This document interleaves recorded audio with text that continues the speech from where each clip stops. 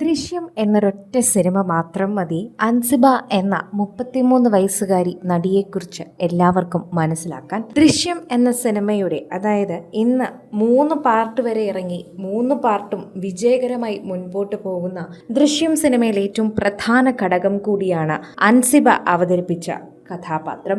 33 വയസ്സുകാരി അൻസിബ ഈ പ്രായത്തിനിടയിൽ തന്നെ മോഹൻലാൽ ചിത്രത്തിൽ ഇത്രയും വലിയ കഥാപാത്രത്തിൽ എത്തിയപ്പോൾ തന്നെ താരത്തിൻ്റെതായ രീതിയിലുള്ള എല്ലാ മേഖലകളിലും എത്താൻ സാധിച്ചു. അങ്ങനെ തന്നെയാണ് അമ്മ എന്ന AMMA എന്ന മലയാളം സിനിമ അസോസിയേഷൻ്റെ എക്സിക്യൂട്ടീവ് മെമ്പറിൽ പോലും എത്താനുള്ള ഒരു മേൽക്കൈയിൽ എത്തിയത്. മലയാള തമിഴ് ചലച്ചിത്രങ്ങളിലെ ഒരു അഭിനേത്രി കൂടിയാണ് താരം. അൻസിബ ഹസൻ എന്നാണ് മുഴുവൻ പേര്. 2013 ഗോപു ബാലാജി സംവിധാനം നിർവഹിച്ച പരംജ്യോതി എന്ന തമിഴ് ചിത്രത്തിൽ അഭിനയിച്ചുകൊണ്ട് ചലച്ചിത്ര മേഖലയിലേക്ക് അൻസിബ പ്രവേശിക്കുന്നു. ഇതേ വർഷം തന്നെ ജീത്തു ജോസഫ് സംവിധാനം നിർവഹിച്ച ദൃശ്യം എന്ന മലയാള ചലച്ചിത്രത്തിൽ അഞ്ജു എന്ന കഥാപാത്രമായി അൻസിബ ശ്രദ്ധ പിടിച്ചുപറ്റി. പിന്നീട് ഇന്ത്യയിലൊട്ടാകെ തന്നെ ഇത് ഹിറ്റായി മാറുകയും പല ഭാഷകളിൽ തന്നെ റീമേക്ക് ചെയ്യപ്പെടുകയും ചെയ്തു. 1992 ജൂൺ 18 കോഴിക്കോട് ജനിച്ച താരം ഒരു നർത്തകിയും മോഡലും ചലച്ചിത്ര അഭിനേത്രിയും തന്നെയാണ്. 2013 തൊട്ട് ഇന്ന് 2026 വരെ എടുത്തു നോക്കിയാൽ ഇത്രയും വർഷത്തെ ഒരു വലിയ രീതിയിലെ കഥാപാത്രങ്ങൾ എല്ലാം പറയാനില്ലെങ്കിലും ഒട്ടുമിക്ക എല്ലാ കഥാപാത്രങ്ങളും അഭിനയിച്ച് ഫലിപ്പിച്ച 2 കഥാപാത്രങ്ങളും വളരെയധികം മികച്ചതാണ്. കോഴിക്കോട് ജില്ലയിലെ സ്കൂൾ വിദ്യാഭ്യാസത്തിന് ശേഷം സിവിൽ എഞ്ചിനീയറിംഗ് ബിരുദം കൂടി തേടിയ താരമാണ് അൻസിബ. പരംജ്യോതി, ദൃശ്യം, little Superman, Gunda, Uthara Chemmeen, John Honai, Badarul Muneer, Husn Jaman, she taxi, Vishwasam Athalleyellam, ദൃശ്യം 2, ദൃശ്യം 3 അങ്ങനെ 11 സിനിമകളിലാണ് അഭിനയിച്ചിട്ടുള്ളത്. അതിൽ ഏറ്റവും ഹിറ്റായി ഓടിയ ദൃശ്യം 1, ദൃശ്യം 2, ദൃശ്യം 3യിൽ തന്നെയാണ് എടുത്തു പറയേണ്ടതെന്ന് കൂടി പറയണം.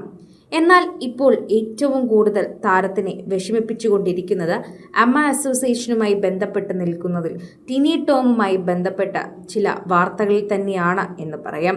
അമ്മയിൽ പോര് നടക്കുകയാണ്. ടിനി ടോമിനെതിരെ നിയമ നടപടിക്ക് ഒരുങ്ങുകയാണ് ഇപ്പോൾ അൻസിബ.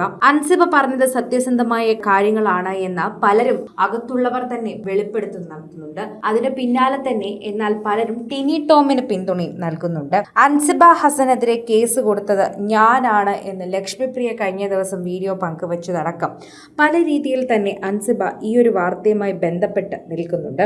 പ്രേക്ഷകർക്ക് വളരെയധികം പ്രിയങ്കരി തന്നെയാണ് എന്ന് പറയാം. ഗീതിക എന്നാണ് താരത്തിനെ തമിഴിൽ തന്നെ വിളിക്കുന്നത്.